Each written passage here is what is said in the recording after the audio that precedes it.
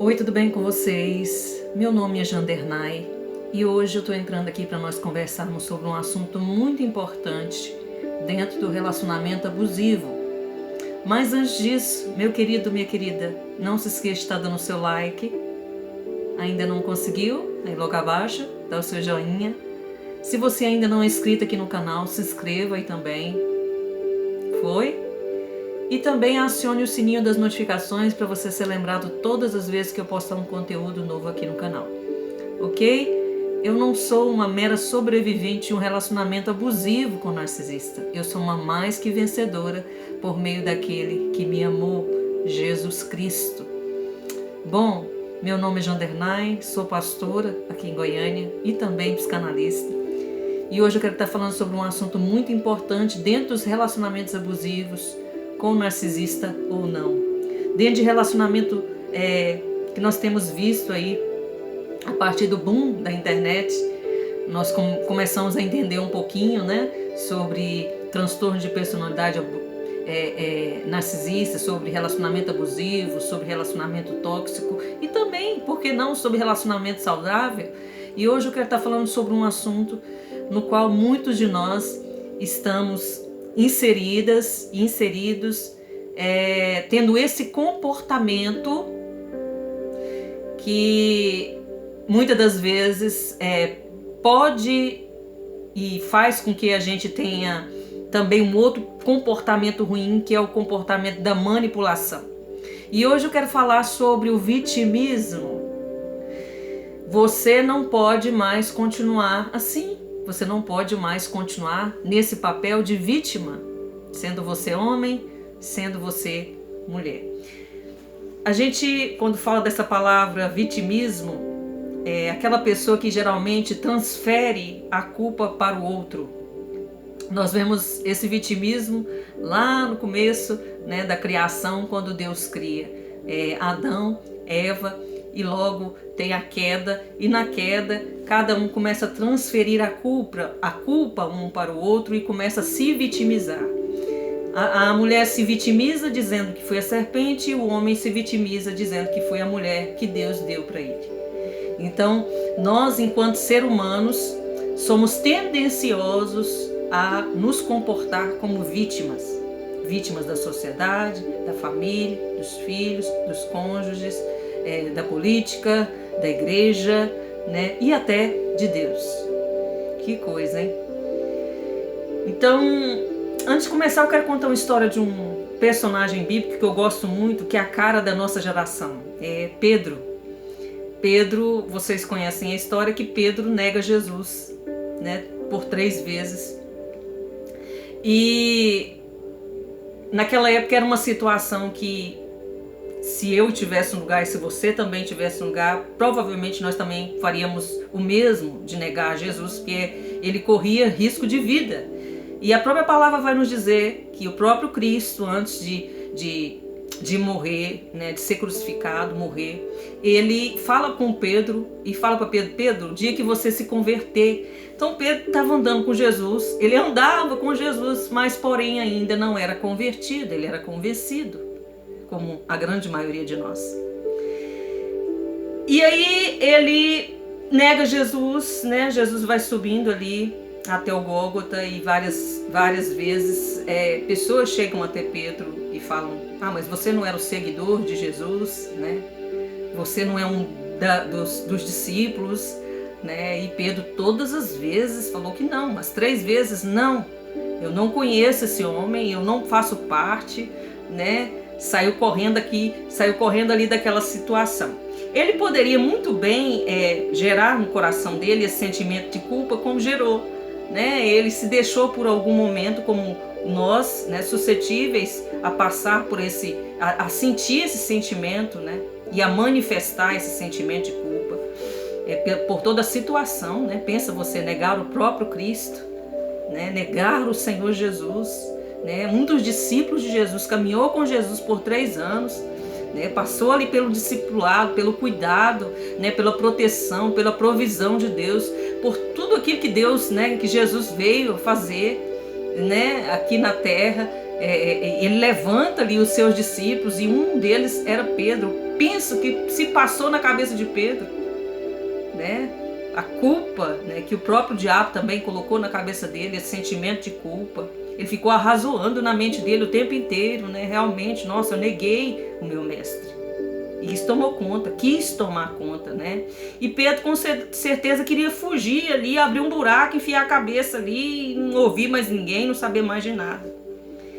E dentro desses diálogos, como eu já disse, teve um outro diálogo que Pedro estava nele, né? Por isso que eu falo, é a nossa geração enxerida, que sempre está no meio, sempre está questionando, perguntando a Cristo. Somos o que nós somos, né? Somos humanos, suscetíveis a errar, mas não permanecer no erro. Foi isso que Pedro fez. Teve um certo momento aqui também que Jesus estava tendo um diálogo com Pedro e Pedro fala para Jesus: não, Jesus, o Senhor não pode morrer, o Senhor não pode permitir que eles matem o Senhor, né? E Jesus chama Pedro de diabo, né? Demônio.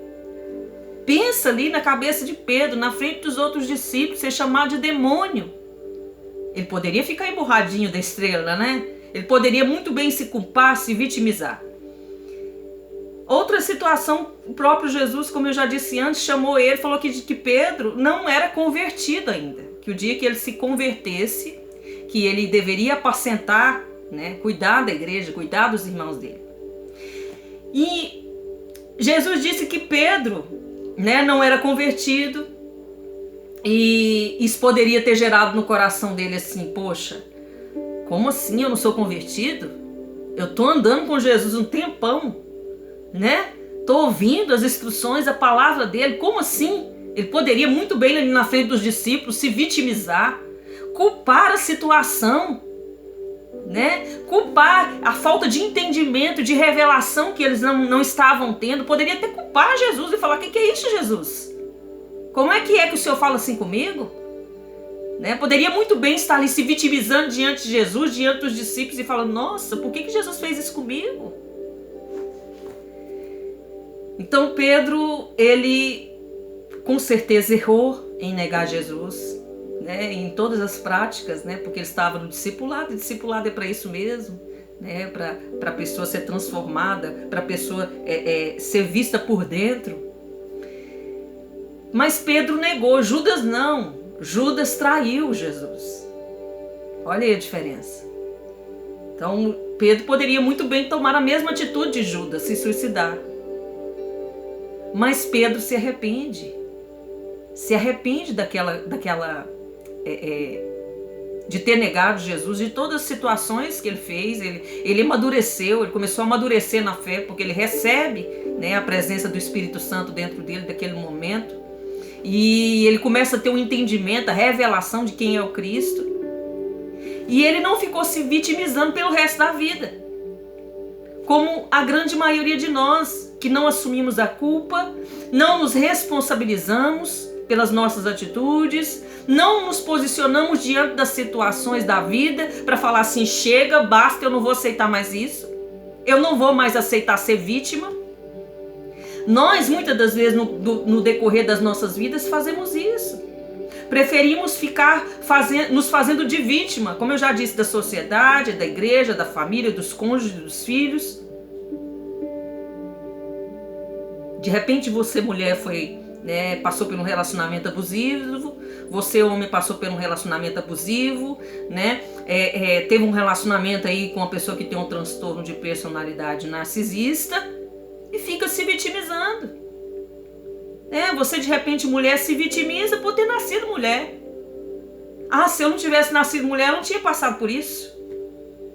Se vitimiza porque Deus te permitiu ser mãe. Se vitimiza porque Deus te permitiu ser esposa. Se vitimiza porque Deus te deu um papel definido nessa terra, de ser mulher. Fica se vitimizando, né? Quer que tenha uma lei que te proteja de você ser uma mulher. Isso acontece com o homem? Acontece. O homem fica se vitimizando por ter nascido homem, por ter que prover, por ter que dar destino, plataforma para sua esposa, para sua família, para seus filhos, por ter que proteger, né, por ter recebido testosterona para ser forte, para estar protegendo, cuidando da família dele, se colocando na frente, se posicionando. Então ele se vitimiza diante da sociedade, né? Ele sai do papel no qual ele foi chamado e ele acaba se vitimizando, até porque Deus criou ele homem. Então nós ficamos o tempo todo lambendo as nossas feridas dos abusos. Então de repente você foi abusado sexualmente, abusada sexualmente, e a gente passa a vida inteira sendo vítima desse abuso. A gente para lá no abuso, sabe? A gente para lá na situação horrível, terrível que a gente passou.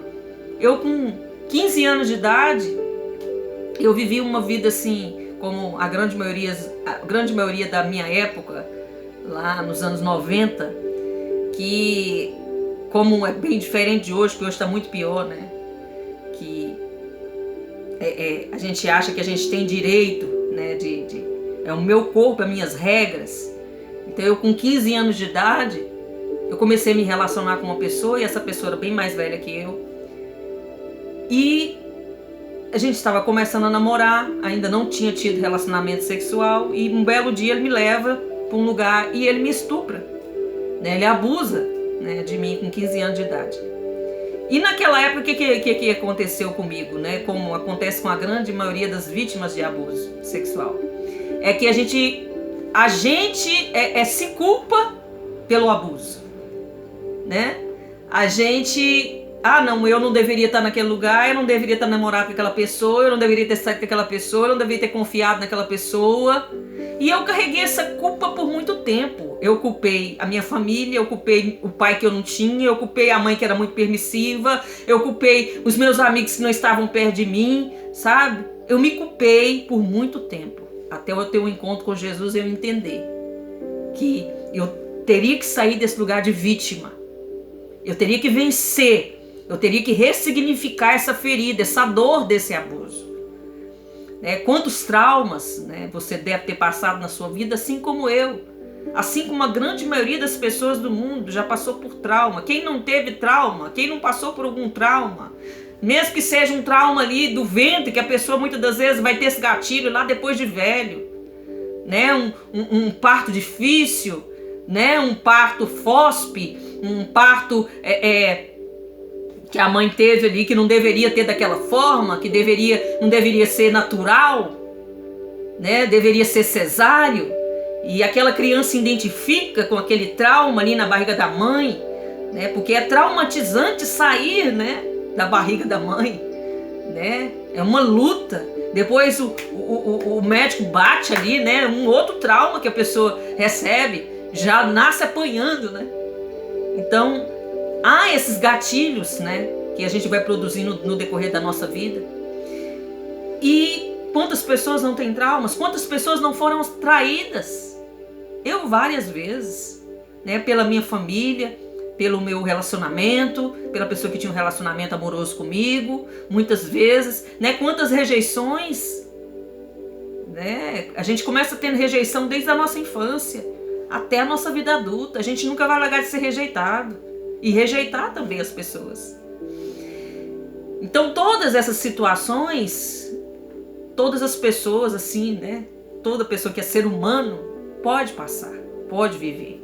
E ao invés de buscar, ao invés de buscar ter um autoconhecimento, né? Buscar, né, vamos dizer, na terapia, né, em Jesus, né, no nosso relacionamento com Deus, uma cura, uma libertação, né? Olhar para nós mesmos, fazer com que aquelas feridas se cicatrizem, a gente buscar perdão, né? A gente acertar as brigas do passado, as lutas do passado, porque na grande maioria, meus irmãos, nós somos ensinados a viver assim, a não nos expor, ou às vezes nos expor, como a grande maioria faz, né? Nós conhecemos aí vários grupos que as mulheres ficam se expondo, os homens ficam se expondo, né? Eu me exponho aqui todas as vezes que eu tô contando a minha história, mas é uma história sem dor, é uma história que está ressignificada, é uma história que eu estou podendo contar porque eu sou ser humano, sou. Às vezes pode voltar algum gatilho ou outro, pode sim. Quem falar que não acontece isso é mentira, né? E a gente está sendo transformado paulatinamente, todos os dias, até chegarmos à estatura de varão perfeito. Então a gente está sendo liberto todos os dias, a gente está sendo curado todos os dias. Então pode ser que um gatilho ou outro pode aparecer por aí no decorrer dessa história. Mas eu estou contando a minha história sem dor. Então muitas das vezes nós estamos expondo as nossas dores para quem vai nos ridicularizar, para quem vai rir de nós, ou até mesmo que vai nos aplaudir. Porque ser vítima pessoa que, se você postou um vídeo aqui falando, contando a sua história, que eu fui abusada, que isso, que aquilo, vai ter milhões de likes, vai ter milhões de visualização. Então isso gera like, isso gera aplauso, isso gera compartilhamento, isso gera visualização, isso gera pessoas para estar no nosso lado e nos ajudando a lembrar as nossas feridas. Então, as palavrinhas também, né? Porque você está você está se fazendo de vítima, você está se vitimizando, você vai receber as palavras de autoajuda, até mesmo da igreja. E nós não precisamos de palavra de autoajuda. Nós precisamos de uma ajuda do alto, sabe? Porque tem caminhos que nós entramos, meus irmãos, que é um buraco muito fundo, muito escuro, que só a pessoa de Jesus pode nos tirar de lá. Não vai ser terapia, não vai ser palavrinha bonita, não vai ser uma amizade, não vai ser outro amor, entre aspas, não vai ser nada, sabe? Uma desconstrução mental, né, do nosso passado, da nossa cultura, né, da nossa forma de pensar, né, a gente readaptar a situação. Não, nada disso pode nos tirar desse buraco fundo, profundo, que muitas vezes nós entramos, né, por várias situações que nós passamos na nossa vida, que não seja a pessoa do Senhor Jesus. Então, a pessoa, quando ela está se vitimizando, na realidade, na grande maioria delas, quer chamar atenção para si. E isso não parece muito com os manipuladores que nós convivemos? Com esse narcisista, com essa narcisista que fica se vitimizando, né, que nos puxa através do Hoover, né, nos puxa de novo para o ciclo do abuso, se vitimizando. Ai, porque eu tô sofrendo. Ai, porque eu vou me matar. Ai, porque eu tô doente. Ai, porque isso. Ai, porque aquilo, né? Fica lá sangrando em cima da gente o tempo inteiro. Então, se você não se cura, se você não se liberta, se você não busca o autoconhecimento, se você não percebe em você mesmo essa codependência, essa dependência sua, se você não volta lá atrás e resolve com a sua família, com o seu passado, com seus filhos, com o seu marido, com a sua esposa, né, com o seu pai, com a sua mãe, com seus antepassados, se você não resolve essa história no passado, você vai carregar essa história de dor, de sofrimento, que sangra dentro de você, e você vai sangrar em cima das pessoas. Você vai sangrar em cima daquele que não te feriu, que não te traumatizou, que não te abusou. Então sua vida vai ser muito difícil, vai ser uma caminhada muito dura. E o diabo, meus irmãos, ele é perverso, ele é terrível. O papel dele é nos deixar nesse lugar de vítima. Ah, você é vítima, você é coitadinha, né? Então se mata, você é vítima, você é coitadinha, sua vida não vai pra frente mesmo, fica aí nesse lugar de depressão, de ansiedade, sabe? Não se cuida mesmo, não. Você é feio, você é feia, você foi traído, é porque você é assim, é porque você é assado. Então você fica recebendo essas mensagens subliminar ou explícitas que o diabo tem para te oferecer todos os dias. Você escuta, você prefere escutar palavras ruins do que escutar palavras boas que vêm da parte de Deus. Então nós somos tendenciosos a memorizar palavras ruins. Precisamos começar a partir de hoje a memorizar aquilo que Deus fala a nosso respeito. Então hoje é o dia de parar de manipular o mundo. Porque na realidade é isso que nós fazemos quando nós estamos nos vitimizando. Nós estamos manipulando quem está ao nosso redor. A gente não quer deixar essas pessoas pararem de olhar para nós. Nós queremos chamar a atenção do mundo, das pessoas que estão ao nosso redor. Então, o que é que eu e você precisamos de fazer? Nos satisfazer. Satisfazer com o que nós temos, com o que nós somos, com a família que nós temos, com o carro velho que a gente tem, com a roupa simples que a gente tem, né? E se a gente tiver muito, a gente se satisfaz também. A gente se satisfazer com a família que a gente tem, né? A gente começar a se satisfazer principalmente com a gente mesmo. Nós estamos em busca, né, de preencher um vazio que é do tamanho de Deus, e por isso que a gente fica buscando nem tudo que é externo. Tudo que é externo para poder se preencher, para se tornar feliz, para se tornar completo. Mas homem nenhum, mulher nenhuma vai se tornar completo sem a pessoa do Senhor Jesus. Então, se satisfaça com a sua vida, se ame, mas antes, não é aquele amor egoísta que você se ama, porque se você se ama só a você, a palavra diz que amará a Deus sobre todas as coisas. Se ame como você ama o seu próximo, né? Então eu não posso me amar sozinha. Jandernay, você se basta. Você não precisa de homem, né? Isso é egoísta. Isso não é amor. Esse é um plágio de amor que o mundo está oferecendo para nós. É a palavrinha de autoajuda que eu te falei. Mas que na realidade é uma mentira. Que quando você vai dormir, você volta a ter os mesmos sentimentos, os mesmos pensamentos, não resolve sua vida. Então você precisa de amar o seu próximo como você se ama. Da mesma forma que você tenha pensamentos bons a seu respeito, você vai ter pensamentos bons ao respeito da sua pessoa. Mas essa pessoa me fez mal. Perdoa essa pessoa. Perdoa, libera o perdão.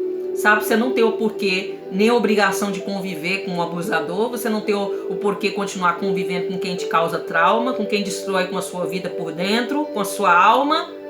Mas você tem obrigação de perdoar, porque o perdão faz bem para você, mais bem para você do que para o próximo. E é um mandamento. Jesus disse que era para nós perdoarmos o nosso próximo como ele nos perdoa. Porque se a gente não perdoa, ele também não vai nos perdoar. Então você e eu precisamos voltar para esse lugar em Deus, e nos posicionar, né, nesse dia de hoje. Não é uma palavrinha que eu vou... como se fosse assim uma fé ali que eu vou automatizar na minha mente, que eu vou mudar agora, eu vou parar de me vitimizar. É um trabalho, é um processo diário de olhar para mim. E quando eu olhar para mim, eu vou pensar: para que Deus me criou? Qual foi o propósito que Deus me criou? Né?